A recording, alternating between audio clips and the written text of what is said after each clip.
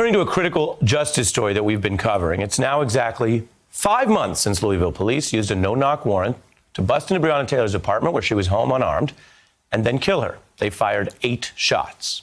Now, after public outcry, the police chief said some of those tactics showed disregard for human life, yet there are no arrests or charges. Today, the Taylor family met with the Kentucky Attorney General for the very first time, and they're speaking out on the issues. It's been 150 days, but it still feels like March 13th.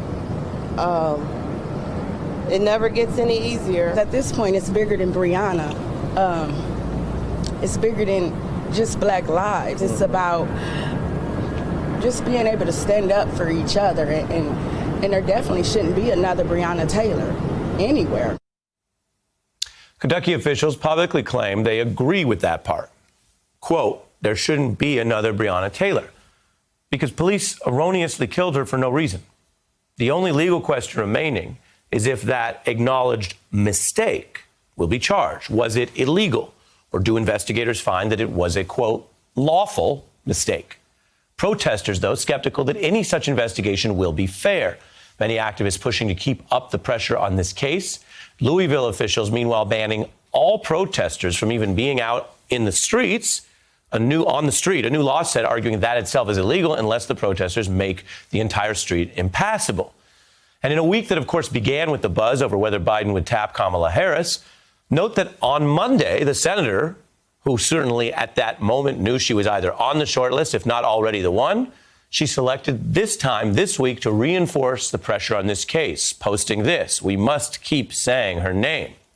As a former prosecutor, Harris knows it would be improper for a government official to demand one outcome like an indictment. By invoking Taylor's name, Harris is responsibly pressing for a full and fair investigation. Now, of course, regular citizens can speak more freely. They can say, under free speech, what they want.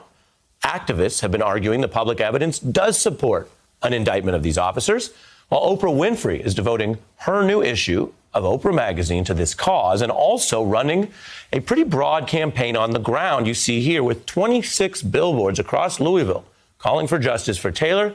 And Oprah says she's supporting these BLM protests. If not for the coronavirus, I'd be out in these streets marching with the Black Lives Matter protesters. And these 26 billboards, one for every year of Breonna's life, are my offering, my form of protest. We are joined now by the attorney for Breonna Taylor's family, Ben Crump. He was in those very newsworthy meetings I mentioned today with the Attorney General and other officials. You can see there the gathering. What did you get or learn, if anything, out of this meeting?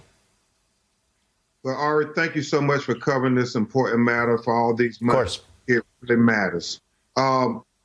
This was the first time that the Attorney General of Kentucky, Daniel Cameron, has met with Breonna Taylor's family in person. Her mother was obviously very convicted that her daughter should not have been killed by the police. And she wanted assurances from him that he was going to do everything in his power to bring those who are responsible for her execution to justice. Attorney Lanita Baker, my co-counsel, and I, we really press to say that it's been 150 days.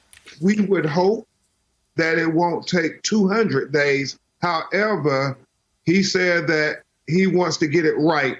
And so that's why he is saying that he doesn't want to put a timetable on it. But me, myself, personally, Ari, I just don't understand why over 200 days we won't have ballistic reports back and we cannot finally answer this question for Tamika Palmer while her daughter was executed in the sanctity of her own apartment by the people who were supposed to protect and serve her.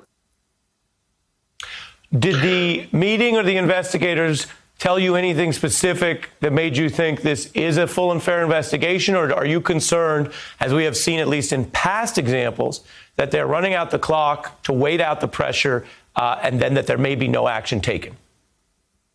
Well, Ari, being the attorney with so many of these cases, I think that's the playbook. The playbook is delay, delay, delay. And as Martin Luther King said, justice delayed is justice denied. And I do believe they intended to sweep this under the rug initially because the Louisville Metropolitan Police Department for 2 months just stonewalled while Tamika, her brokenhearted mama, every day, Ari, would call the police department to say, can you give me answers why you all killed my daughter? And every day she would get the runaround. And it wasn't until we got involved and started saying that Black women lives matter too, because oftentimes when Black women are killed by the police, they don't get the same attention and recognition that brothers get. And so Breonna Taylor has interjected into this conversation that Black women should be given the same respect that any other citizen is given in America. Right. And you're right, factually. We've emphasized this in our reporting. While as a legal journalist, I can say everyone is legally presumed innocent and there's a process. As a reporter, I could also emphasize that it doesn't take this many lawyers and a Ben Crump and a pressure campaign for other cases when the dead individual looks different. And that we just have that statistically. That is obviously a justice problem. I want to get you while you're here because, as I think our viewers know, you know a lot about these legal civil rights issues, including voting rights. The president making some news here, many people calling it a kind of an incriminating confession, and he's followed up on it. Take a look at this brand new sound. Yes, sir. You said you do want an accurate vote. Would you direct the Postmaster General to reverse some of the policy changes that have occurred there in order to prevent delays? No, I wouldn't do that at all. No. They want $1 trillion to go to states that are run by governors who happen to be Democrats who have not done a good job for many, many years. Ben Crump, your response legally when you see the sitting president say that he might support here, he won't really interfere with policies that could, by delaying the handling of the ballot, might deny the person their right. Ari, as you know, I'm a civil rights lawyer, which means I champion everybody's constitutional rights equally. And what we saw there was somebody who was trying to be an impediment to the constitutional rights of our citizens, the most basic constitutional right.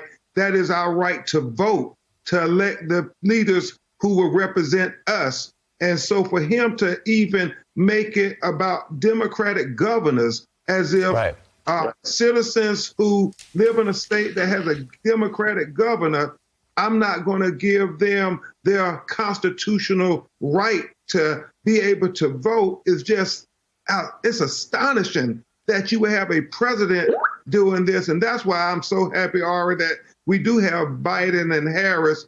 Obviously, I'm a dear friend of Kamala Harris, and I do believe she is the one prosecutor who Trump won't be able to get by, and she will call this kind of stuff out every time she sees it, Ari. I promise you. Well, it's very interesting as you bringing that up. Ben Crump and Kamala Harris are both known to be, I think it's an accurate statement, talented lawyers. We'll see how she does out there. I appreciate getting you on more than one topic, sir. Hey, I'm Ari Melber from MSNBC. You can see more of our videos right here, or better yet, subscribe to our YouTube channel below. You could have been anywhere in the world, but you're here with us, and we appreciate that.